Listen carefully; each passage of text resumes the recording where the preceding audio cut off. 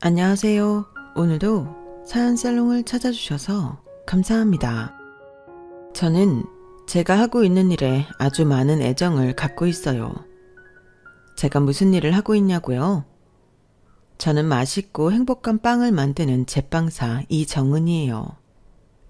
어릴 때부터 공부에 소질이 있는 편은 아니었고, 좋아하는 연예인 덕질이나 하면서 남아도는 시간을 어찌할 줄 모르는 평범한 중학생이었어요. 그러다 우연한 기회에 TV에서 제빵에 관련한 다큐멘터리를 보게 되었고, 그 무한한 세계에 매료되었죠. 부모님을 졸라 제빵 학원에 등록하는 것부터 했어요.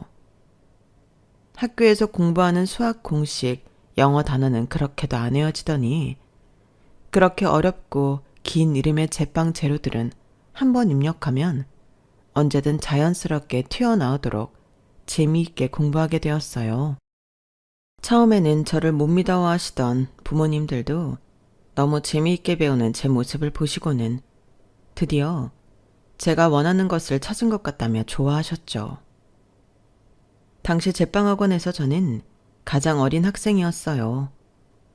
그래서 다른 분들의 귀여움과 관심을 많이 받았죠. 정은아, 이거 정말 네가 만든 거야? 와, 정은이는 어린데도 정말 손재주가 엄청나다. 지금 다른 모양으로 만들어 보려고 하고 있어요. 나이는 제일 어린데 우리가 정은이 보고 배울 점이 진짜 많아. 열심히 하는 모습이 너무 보기 좋다. 고맙습니다. 고등학교에 가서도 저는 계속해서 제빵학원에 다녔어요. 비록 시간이 좀 오래 걸리긴 했지만 제과 제빵에 관련한 자격증을 최대한 많이 따려고도 노력했어요. 제빵인으로서 필수적으로 따야 하는 것들부터 디저트나 케이크 등을 디자인하고 플랜하는 것들까지 모두 욕심이 나서 도전했어요. 물론 그 중에서 떨어진 시험도 있었지만 그 시도 자체가 제게는 너무 값진 경험이었죠. 제 노력과 열정을 알아봐 주신 학원 선생님 덕분에 수업이 없을 때도 학원에서 얼마든지 연습할 수 있는 공간을 마련해 주셨어요. 그렇게 고등학교 생활도 잘 마쳤지만 저는 대학에 진학하지는 않았어요. 그냥 그건 제 선택이었어요. 대신 집중적으로 어렵고 스스로 필요하다고 생각되는 것들을 더 파헤쳐 공부하기 시작했고, 21살에 대형 브랜드의 베이커리 쪽에 운 좋게 취직이 되었어요. 대학 졸업장은 없었지만 더 가치 있는 자격증 다수 소지자로 특별히 채용이 된 케이스였어요. 첫 직장은 나쁘지 않았어요. 아무래도 유명 브랜드다 보니 제가 생각하는 것들보다 훨씬 다양한 아이디어를 접할 수 있었고 경험할 수 있었어요. 하지만 언제나 늘 똑같은 맛에 똑같은 모양에 똑같은 빵을 기계처럼 굽고 있는 저를 보게 되었죠. 저는 조금 더 넓은 세계로 가기 위해 4년 동안 다닌 회사를 그만두게 되었어요. 사실은 프랑스 쪽으로 제빵학교를 다니고 싶어서 준비하기도 했었는데 집에 안 좋은 일들이 여러 생기면서 제 발목을 붙잡았어요. 부모님은 항상 그것 때문에 제게 미안해 하셨어요. 그때 네가 프랑스에 유학 가고 싶다고 했을 때 아빠 사업만 안 망했어도, 아빠가 갑자기 쓰러지지만 않았어도, 엄마가 교통사고만 안 났어도 정말 미안해 정은아. 아, 엄마는 그 얘기를 언제까지 할 거야. 어차피 다 지난 일이야. 만약에 내가 유학을 가고 나서 그런 일이 일어났어 봐. 더 끔찍하지.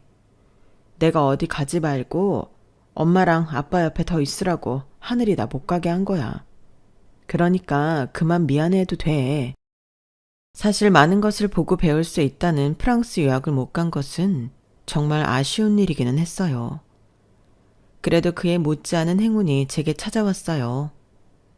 개인 사업자가 운영하는 빵집에서 일을 다시 시작하게 되었는데 이곳에서 너무 좋은 사장님을 만나게 되었던 거예요. 사장님 역시 제빵에 관심이 많은 분이셨는데 저를 직원이 아닌 함께 운영하는 동료로 봐주시고 제 의견 역시 많이 반영해 주셨어요. 그뿐 아니라 피드백도 확실히 알려주셔서 제가 더 크게 성장할 수 있는 곳이었죠. 정은 씨, 이번에 무화과 넣어서 만든 빵 있잖아요. 반응 너무 좋은데? 그래서 말인데 계절 과일을 주제로 한 빵을 좀 해보면 어떨까 싶어요. 디저트는 많이 하지만 빵에 계절 과일을 넣는 경우는 좀 드물잖아요. 네, 좋아요. 저도 같은 생각이었어요. 너무 좋은 사장님을 만나서 저는 그곳에서 7년을 일하게 되었어요. 그 7년이라는 시간 동안 프랑스 유학을 못 간 것이 아쉽지 않을 만큼 다양하고 많은 것들을 배웠죠. 매장 운영도 나쁘지 않았는데 사장님의 개인 사정으로 어쩔 수 없이 가게를 접고 말았어요. 정은 씨는 어디 가서도 정말 잘할 거야. 정은 씨랑 같이 일한 시간이 너무 그리울 거야.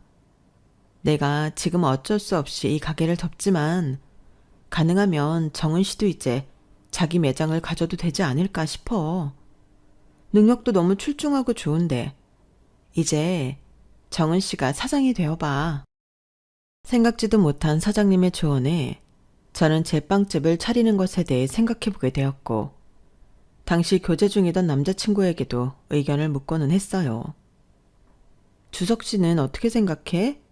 내가 과연 내 매장을 차릴 준비가 되어 있을까? 당연하지. 나는 정인이 네가 이렇게 빵도 잘 만들고 더 나은 건 없을까 매일 고민하는 네 모습을 보면서 너 같은 제빵사는 어디에도 없을 거라고 생각했어. 네가 매장을 차리고 싶다면 나는 정말 적극적으로 도와주고 싶고. 정말? 고마워, 주석 씨. 대신 나도 부탁이 하나 있어. 뭔데? 네가 매장 낸다고 준비하고 신경 쓰고 또 영업 시작하면 최소 1년 이상은 가게에 온 정신을 쏟아야 할 것 같거든. 맞지? 아무래도 내 가게니까 그렇겠지? 그래서 하는 말인데 우리 결혼 먼저 하자. 어? 너 그거 자리 잡는 데까지 2년은 더 기다려야 할 것 같은데 나 기다리기 싫어. 그냥 정은이 너랑 결혼할래. 그리고 이제는 남자친구 아니고 남편으로 네가 하는 일 더 적극적으로 도와주고 지지해줄래. 나랑 결혼해줘. 남편은 저보다 속이 훨씬 깊은 사람이었어요. 제 사업을 시작하면 여유가 없을 거라며 결혼을 먼저 제안하더군요. 그렇게 저희는 순조롭게 결혼을 올렸고 이제는 정말 제 일에 매진해야 하는 순간이 다가왔어요. 남편은 너무 고맙게도 제게서 모자라는 대출까지 받아서 제 사업을 도와주었어요. 고마워, 주석 씨. 진짜 어떻게 고맙단 말을 해야 할지. 우리 이제 가족이야. 네 돈 내 돈이 어딨어. 이럴 때는 회사원이 좋지. 안 막히고 대출 받을 수 있으니까. 내가 빵집 잘 되면 자기 스카우트해서 올게. 아우, 미리 스카우트 제의까지? 감사합니다요. 남편의 적극적인 도움으로 저는 9개월 뒤 제 매장을 열었어요. 작고 협소했지만 저만의 제빵 무대가 열린 것 같아 기분이 묘하고 흥분되더군요. 아무래도 혼자 하다 보니 전보다 더 일찍 새벽같이 일어나 준비를 하고 빵을 만들었어요. 그래도 전혀 힘든 줄 모르고 일했어요.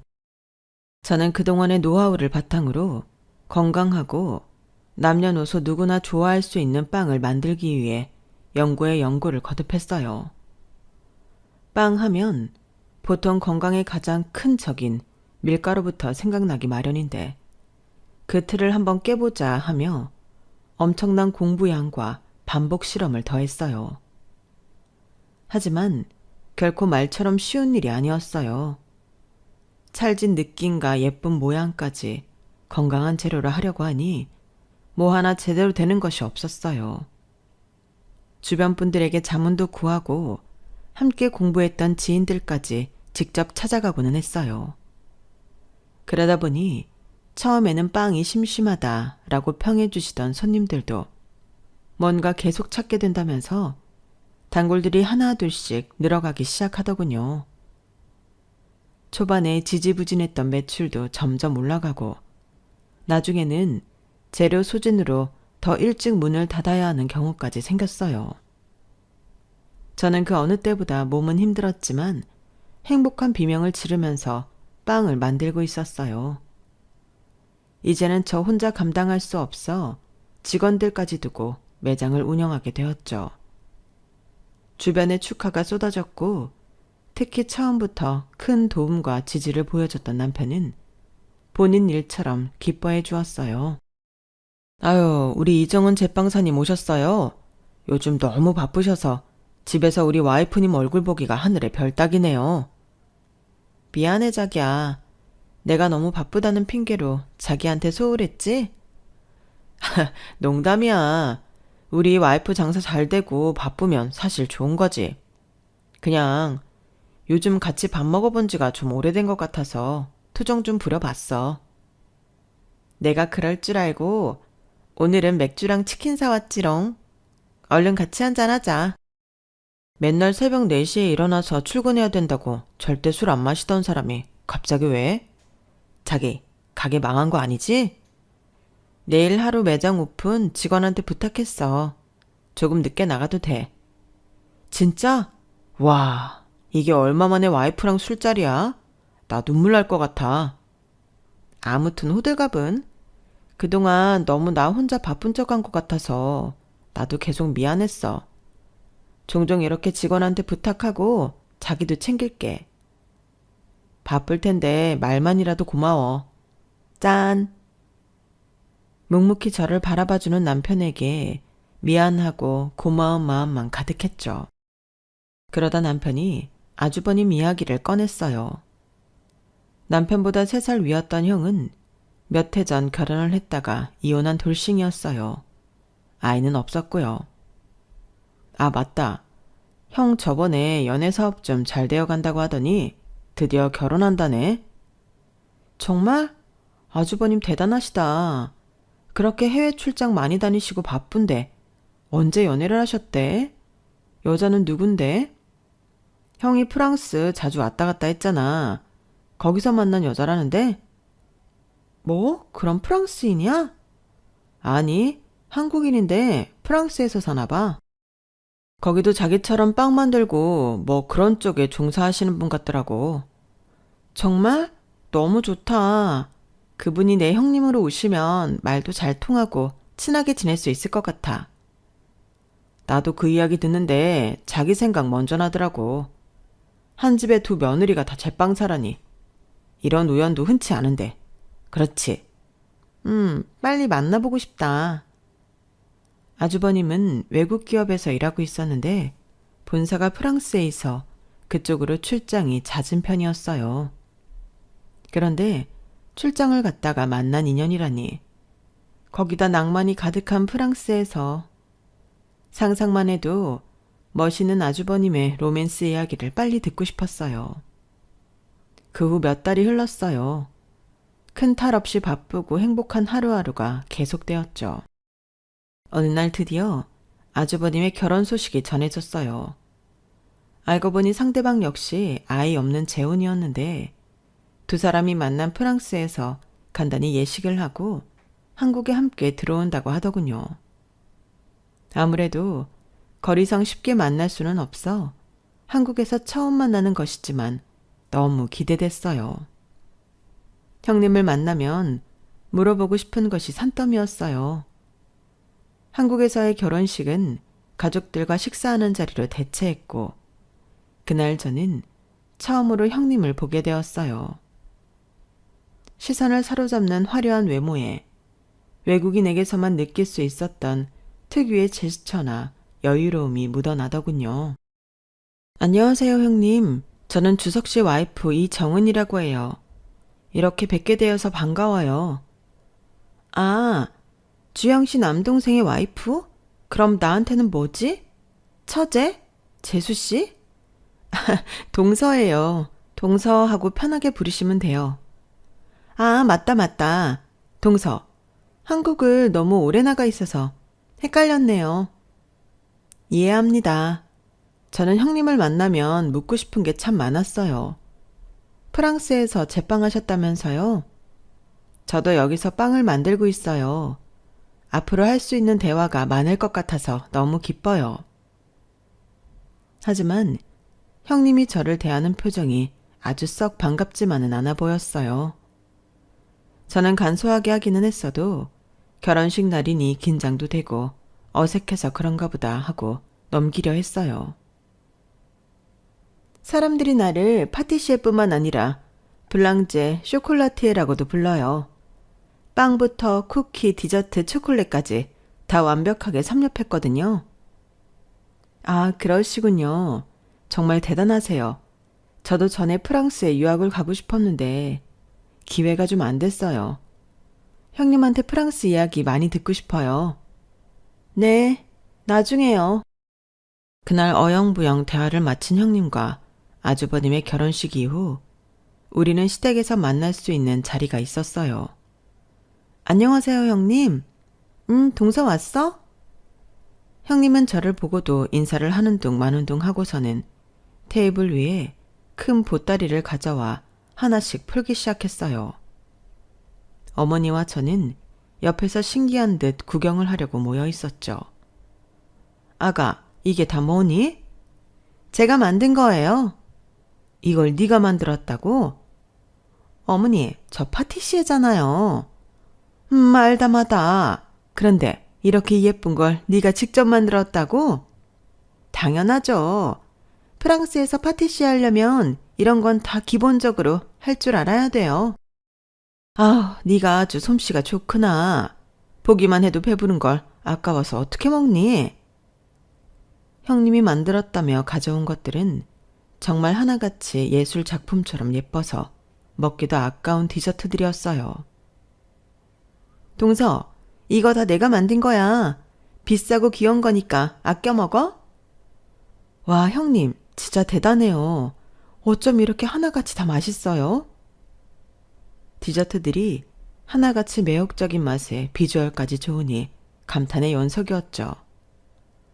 온 가족의 칭찬이 이어지니 형님의 어깨가 으쓱 올라가는 게 눈으로도 보이더군요. 제가 프랑스에 있을 때 완전 유명한 파티시에랑 같이 일한 적이 있거든요. 그 파티시에가 제가 만든 게 자기가 한 것보다 더 맛있다고 제 것만 그렇게 먹었어요.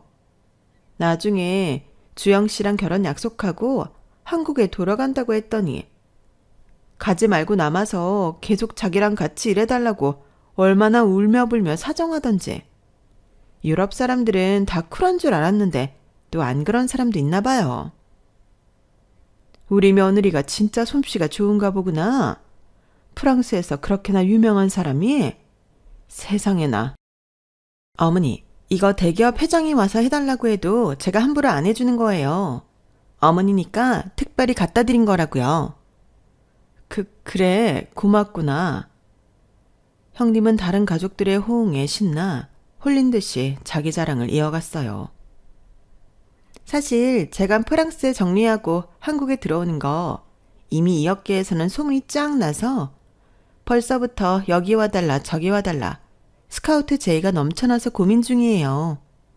그냥 원래 계획대로 내 사업을 할까 어쩔까. 요즘 하루 걸러 매일 그런 전화 받느라 너무 바쁘다니까요.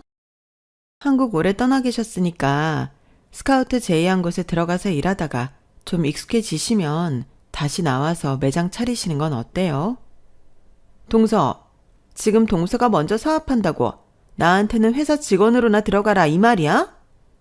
네? 아니요, 형님. 저는 전혀 그런 의도로 말씀드린 게 아닌데. 동서가 여기서 빵집 하는 건 사업 축에도 못 껴. 내가 프랑스에서 했던 매장들을 동서가 한번 봐봤어야 그런 소리가 쏙 들어갈 텐데. 내 실력 지금 봤잖아. 아, 네. 알죠. 형님이 만드신 거 너무 맛있고 예뻐요. 그런데 정말 그냥 한 말이니까 마음에 담아두지 마세요. 미안해요. 생각지도 못한 형님의 날선 반응에 가족들 모두 싸한 분위기에서 저녁 식사만 빨리 하고 얼른 헤어졌어요.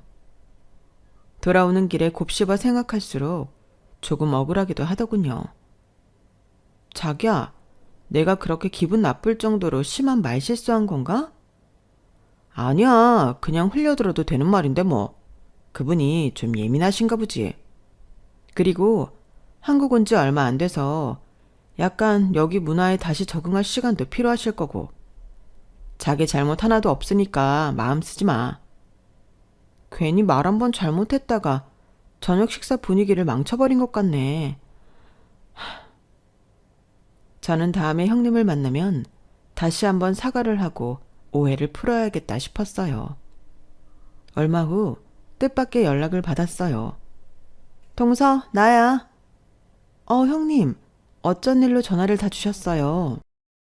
나 강남에 매장 오픈했어. 놀러 오라고. 매장이요? 빵이랑 디저트류 전문점. 매장 오픈하셨구나. 축하드려요. 동서가 여기 와서 좀 보고 배우고 가야 할 것 같아서. 배우고 가요? 뭘요? 진짜 사업의 모습이 어떤 건지 말이야. 지금 동서가 그 코딱지만한 가게에서 빵 만들어 파는 거 그냥 봉사활동 수준이야. 그게 무슨 말씀이세요? 동서가 세상 물정을 너무 모르는 것 같아서. 그 10평도 안 되는 가게 갖고 어디 가서 사업한다는 소리 하지 마. 놀림받아. 알았지? 다음 주에 시간 내서 우리 매장 한번 와. 놀랄 준비 꼭 하고. 저는 좀 황당했어요. 지난번 일을 갖고 아직 꽁에 있는 건가 싶었죠. 매장을 열지 말라고 제가 뜯어 말린 것도 아닌데 돌아오는 반응들이 좀 과하다 싶은 생각도 들었지만 워낙 본인의 프라이드가 높고 프랑스에서 오래 살아서 우리랑 다를 수도 있겠다 하며 좋게 넘기려 했어요. 며칠 뒤 남편과 찾아간 형님의 매장은 정말 럭셔리 그 자체였어요. 2층짜리 매장을 전부 사용하고 있었는데 합쳐서 좋게 70평은 되어 보였어요. 백화점의 명품 주얼리샵처럼 예쁜 디저트들과 초콜릿들이 통유리 안에 고급스럽게 장식되어 있었고요. 저와 남편은 그 규모를 보고는 입을 딱 벌리며 놀라고만 있었어요. 여기 그냥 커피랑 디저트 먹는 데가 아니라 무슨 명품 샵 같아. 엄청 화려하다. 그러게, 프랑스에서 오셔서 그런가? 매장 인테리어부터 아주 압도적이네. 그때였어요. 동서, 왔어? 안녕하세요, 형님. 가게가 진짜 엄청나네요. 내가 프랑스에 있을 때에 비하면 여기는 아무것도 아니야. 그냥 동네 슈퍼 수준이지 뭐. 진짜요? 도대체 얼마나 크고 화려하게 하셨던 거예요? 그런 걸 지금 입 아프게 일일이 설명해줘 봤자 동서는 모르지. 프랑스도 안 가봤잖아? 네? 네. 형님의 모안에 저는 갑자기 얼굴이 화끈거렸어요. 그때 눈치를 챈 남편이 화제를 돌려 분위기를 바꾸려 했어요. 아, 맞다. 저희 회사에 이번에 큰 컨벤션 행사가 열리거든요. 다과와 커피를 제공해야 하는데 형수님네 매장을 제가 추천해 볼까요? 오픈한 지 얼마 안 됐으니까 그런 쪽으로 홍보가 들어가면 찾는 손님도 많아질 테고 도움되지 않을까 싶어서요. 지금 홍보 하나도 안 했는데도 이렇게 사람들이 몰려오잖아요. 이런 게 진짜 실력이에요. 그런 거 하나 잘못만 탔다가 골치만 아프고. 됐어요. 아, 홍보가 따로 필요 없으시구나. 저는 혹시 형수님한테 조금이나마 도움이 되지 않을까 싶어 여쭤본 거예요. 도와주려면 동선의 빵집이나 도와주지 그래요? 홍보야말로 거기가 필요할 것 같은데. 동서, 하루 매출이 얼마나 돼? 매출이요? 그냥 본점보다 조금 더 나오기는 해요. 그걸로 되겠어? 남아서 쓰고 버릴 정도로 벌어야지. 그러니까 내가 말하잖아. 동서가 지금 하는 건 사업이 아니라니까. 애들 장난이지. 앞으로 나한테 많이 보고 배우도록 해. 남편이 호의로 한 제안 역시 형님은 무안을 주며 거절했고 그 자리에서 저까지 싸잡아 멋모르고 사업을 시작한 바보가 되어버렸어요. 지난번 일도 그렇고 오늘 일도 그렇고 괜시리 화가 조금 올라오더군요. 형님, 저는 형님처럼 유럽으로 유학을 갔다 온 것도 아니고 대학을 나온 것도 아니지만 제 빵만 보고 생각하면서 정말 열심히 살아왔어요. 형님이 말하는 작고 보잘것없는 제 빵집도 이 사람이 많이 도와줘서 시작할 수 있었던 거고요. 형님이 보시기에는 제가 하는 빵집은 우습고 애들 장난 같겠지만 저의 피, 땀, 노력과 남편이 적극적으로 지원하고 소중한 결과예요. 자꾸 제 가게를 비하하시는 말로 들리는데 이제 안 그러셨으면 좋겠어요. 저는 용기를 내어 또박또박 말했어요. 그러는 동서가 만드는 빵은 뭐가 특별한 거라도 있어? 저는 빵도 건강하고 영양가 있을 수 있다는 것을 알리고 싶어서요. 많은 시행착오가 있었지만 몸에 좋은 빵을 만들어내는 거예요. 뭐? 빵이 건강? 영양가? 이것 봐. 이래서 내가 말을 안 하려고 해도 할 수 없이 하는 거야. 동서, 초등학생이야? 건강하고 영양가 있는 빵이 뭐야? 그런 게 팔려? 사람들이 맛있다고 그걸 사서 먹을 것 같아? 초반에는 삐걱거리기도 했지만 이제는 조금씩 자리 잡아가고 있어요. 순진하기는. 그렇게 건강한 빵을 만들 거면 차라리 절밥을 만들어서 팔아. 그게 돈 버는데 훨씬 낫겠다. 저의 오랜 신념과 노력이 형님 앞에서는 쓸모없는 공상으로 한순간에 사라지는 것 같이 느껴졌어요. 기분이 나빠 더 이상 대화하고 싶지 않았어요. 그날 역시 형님과는 썩 유쾌하지 않은 얼굴로 헤어지고 말았어요. 제가 형님이 매장을 내는데 퍽 도움을 준 것은 없었지만 반대로 그렇게까지 비꼬아서 말할 만큼 미운 짓을 한 것도 없다고 생각했거든요. 제 표정을 읽은 남편이 눈치를 살피며 말을 걸어왔어요. 자기, 괜찮아? 형수님이 말이 좀 세긴 하다. 우리 형수랑 살려면 각오 좀 단단히 해야겠는걸? 저의 민망함을 감추려는 남편의 노력에 금방 웃기는 했지만 이미 상해버린 마음이 계속 옆구리를 아프게 쿡쿡 찌르는 것 같았어요. 저는 그냥 저대로 형님은 형님대로 본인들의 위치에서 열심히 하기만 하면 되지 라는 마음으로 여기자며 스스로 결론을 내리고 돌아왔어요. 듣고 싶지는 않았지만 형님의 가게는 정말 입소문을 타서 SNS에서 완전 핫플레이스가 되어 있었어요. 독특하고 세련된 인테리어와 화려하게 그지없는 디저트들을 놓고 찍은 사람들의 사진이 수만 장에 달하는 것 같았어요. 속으로 내심 부럽기도 했지만 어차피 제가 접근할 수 있는 영역이 아니니 제 일이나 열심히 하자 다짐했어요. 얼마 후 명절이 돌아오고 시부모님 집에서 온 가족이 모이기로 한 날이었어요. 저와 남편이 먼저 도착했고 그 전날부터 시부모님과 다른 가족들과 먹으려고 정성껏 만든 빵과 디저트들을 양손 가득 들고 온 상태였죠. 특히 아버님은 제가 만든 호두빵을 무지 좋아하셔서 많이 준비해 갔어요. 얘야 정은아, 내가 전국 팔도를 돌아다니면서 먹어본 빵 중에 네가 만든 게 제일 맛있더라. 호두 풍미를 이렇게까지 살린 빵을 본 적이 없어. 그리고 예전에는 밀가루 범벅인 빵을 먹기만 하면 그렇게 설사를 하고는 했었는데 정은이 네가 만든 빵을 먹고서부터 설사도 하나 안 하고 소화도 잘 되는 것 같고 그렇다. 네 말대로 건강한 재료들로 만들어서 그런지 기분 좋게 배부른 느낌이라고 할까? 아무튼 우리 며느리가 만든 빵망 있으면 평생 밥 안 먹고 살아도 배부를 것 같다. 아버님, 그렇게 이야기해 주셔서 감사해요. 아직 갈 길이 멀고 많이 부족한데 이렇게까지 칭찬해 주시다니 감사합니다. 내가 더 고맙지. 그때였어요. 아주버님과 형님이 도착해 문을 열고 들어오더군요. 아버님, 어머님 안녕하세요. 저희 왔어요. 안녕하세요, 형님. 동서도 먼저 와 있었네? 그런데 이게 다 무슨 빵이야? 혹시 동서가 만들어서 갖고 온 거야? 네, 다 같이 나눠 먹으려고요. 형님은 코웃음을 치며 말했어요. 어머, 비주얼 좀 봐. 진짜 촌스럽다. 이런 촌스러운 빵 너무 오랜만에 봐서 반갑기까지 하네. 네? 그 순간 형님은 제 빵을 한 입 베어 물고 오물오물 하더니 싱크대에 가서 퇴하고 뱉는 게 아니겠어요? 이게 빵이야? 뭐 이렇게 밍밍하고 구린 맛이 나? 그 순간 저를 포함한 다른 식구들 모두 얼음장처럼 굳어버렸어요. 이거는 귀리랑 검은 콩을 재료로 해서. 형님은 제 말을 싹둑 자르며 말했어요. 또 건강한 빵?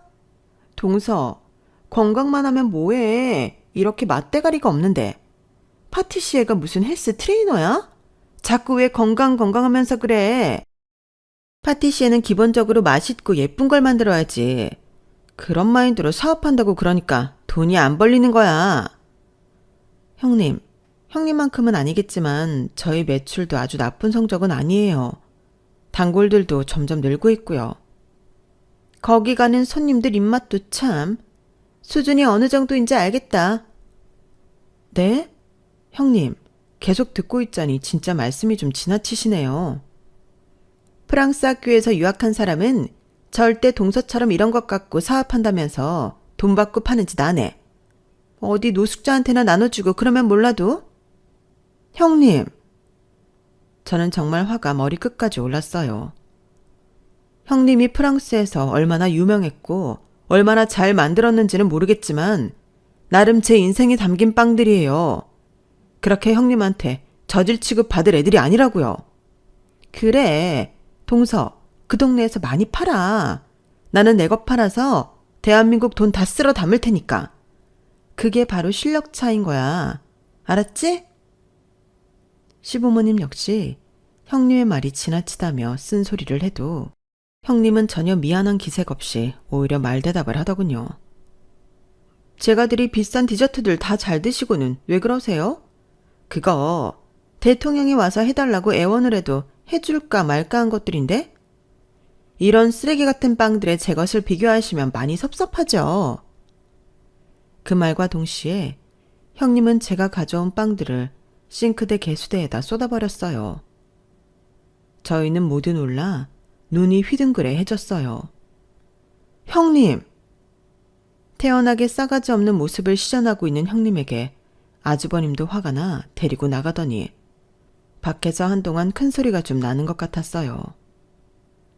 남편은 제 옆에서 안절부절해하고 있었죠. 아, 형수님이 도대체 뭐 때문에 우리 와이프한테 이렇게 모질게 대하실까? 내 빵들을 다 버렸어. 아가, 내가 깨끗하게 다 씻어서 먹을 테니까 걱정하지 마. 마음 푸르렴. 포장도 잘해왔구만. 오히려 시댁 식구들은 저를 걱정해 버려졌던 빵들을 다시 꺼내 털어가면서 맛있게 먹어줬어요. 하지만 힘도 다 빠지고 기도 다 빨린 저는 결국 시댁 식구들과 저녁도 못 먹고 집에 와버렸어요. 너무 화가 나고 일도 마음에 안 드는 형님이지만 저와의 사이보다 다른 시댁 가족들과의 사이도 생각해야 되니 더 이상 큰 소란은 만들지 않고 넘어가기로 했어요. 프랑스에서 빵 좀 만들어 본 게 얼마나 잘났길래. 형님이고 뭐고 이제 필요 없어. 내가 더 열심히 해서 더 잘 나가고 더 좋은 빵 만들 거야. 그 일이 있은 후 저는 자연스럽게 형님과 연락을 끊었고 별다른 큰 이슈 없이 각기 생활을 계속하고 있었어요. 수개월 후 저는 한번 가봤던 형님의 그 화려한 매장을 텔레비전의 한 요식업 폭로 프로그램에서 다시 볼 수 있었어요. 형님의 디저트 가게가 사실 겉만 화려하고 속은 다 거짓이라는 내부 고발자의 제보로 취재가 시작되었더군요. 알고 보니 형님이 직접 플랜하고 만들어냈다는 디저트들은 전부 각기 다른 외부 업체에서 공수해온 것들이었어요. 형님은 최대한 다양해 보이고 종류가 겹치지 않게 여러 디저트 제조업자들과 계약을 한 것 같았어요. 당연히 계약 조건에 이 일에 대한 함구 약속 조항이 필수로 들어가 있었고요. 문제는 이 모든 것을 귀한 재료들로만 선별해 파티시에가 수제로 만든 럭셔리 디저트라고 거짓 광고를 했던 게 걸리고 만 거예요. 형님 가게의 케이크들은 다른 곳들보다 양도 훨씬 적은데 기본 조각당 3만 원 이상 하거나 그보다 더 비싼 것들이 대부분이었어요. 어지간한 백화점 디저트들도 엄두를 못 낼 정도로 프리미엄을 붙여서 올려놨던 거예요. 자신이 디저트의 본고장에서 배웠다는 프라이드도 실력도 있었다면서 왜 다른 업체에서 제품들을 구해온 건지 이해가 되지 않았어요. 한편으로는 프랑스에서 어쩌고 저쩌고 하며 잘난 척하고 떠들어댔던 소리도 거짓말이었나 싶더군요.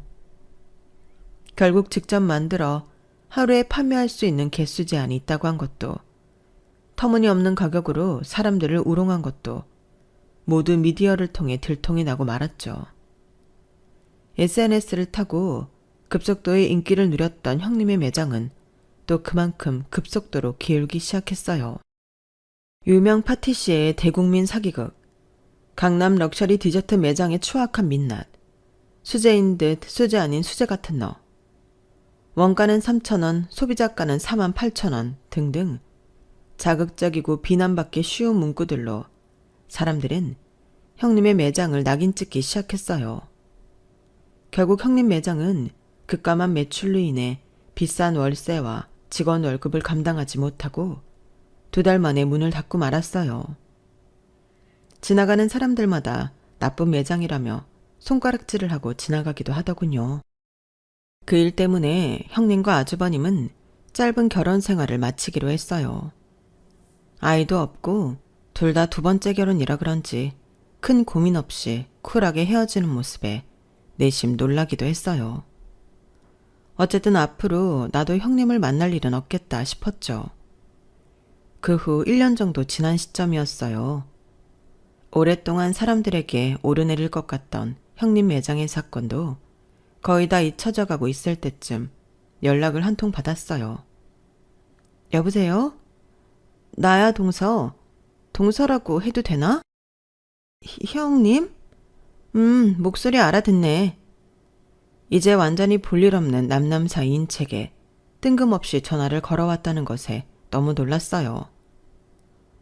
아주버님이랑도 이혼하셨는데 1년 만에 어쩐 일로 전화를 했어요? 다른 게 아니라 동선의 빵집 장사 잘 돼서 확정했다면서. 들으셨어요? 네, 다행히 지금 가게 바로 옆에 하나가 나와서요. 바로 계약했죠. 지금 옆 매장 하나 더 늘릴까 계획하고 있어요. 그렇구나. 혹시 거기 제빵사나 직원도 안 필요해? 제빵사요? 저희 지금 3분 계신데 아직까지는 크게 더 필요한 건 못 느끼겠더라고요. 그런데 그건 갑자기 왜? 알다시피 우리 매장 그 사건 이후로 나를 받아주는 곳이 없어서 얼굴도 다 팔려서 다른 데는 얼씬도 못하겠고 염치 없지만 혹시 동서빵 가게에서라도 좀 일할 수 있나 해서. 나 지금 쌓인 빚도 너무 많아서 어떻게든 일해서 돈 벌어야 하거든. 어이가 없더군요. 아주버님이랑 헤어진 게 언제인데 아직도 동서 타령이라니. 그 잘난 프랑스 이력 갖고 있잖아요. 다시 프랑스라도 가서 파티시에 일하면 되지 않나요? 굳이 여기서 이렇게 저한테까지 연락하면서 일 구하실 필요 없지 않나 싶은데요. 사실은 나 프랑스에서 추방당한 거야. 네? 추방이요? 주영 씨도 몰라. 그냥 내가 선택해서 거기 다 정리하고 나온 건 줄로만 알아. 알고 보니 정말 그 여자의 상황이 가관도 아니더군요.